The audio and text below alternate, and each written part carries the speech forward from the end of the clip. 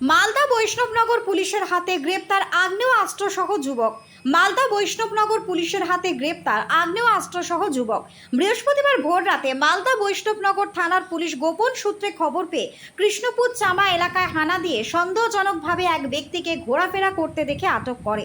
দেহ তল্লাশি চালিয়ে উদ্ধার হয় আগ্নেয়াস্ত্র, 7mm পিস্তল, একটি ম্যাগাজিন এবং 1 রাউন্ড কার্তুজ। সাথে সাথে গ্রেপ্তার করা হয় যুবককে। ধৃত যুবকের নাম বিনয় মণ্ডল, বাড়ি বৈষ্ণবনগর থানার কৃষ্ণপুর কানাইটোলা এলাকায়। ধৃতকে মূলত বৃহস্পতিবার দুপুরে মালদা জেলা আদালতে পেশ করে 10 দিনের পুলিশি হেফাজতের আবেদন জানানো হয়েছে। ঘটনার তদন্ত শুরু করেছে মালদা বৈষ্ণবনগর থানার পুলিশ।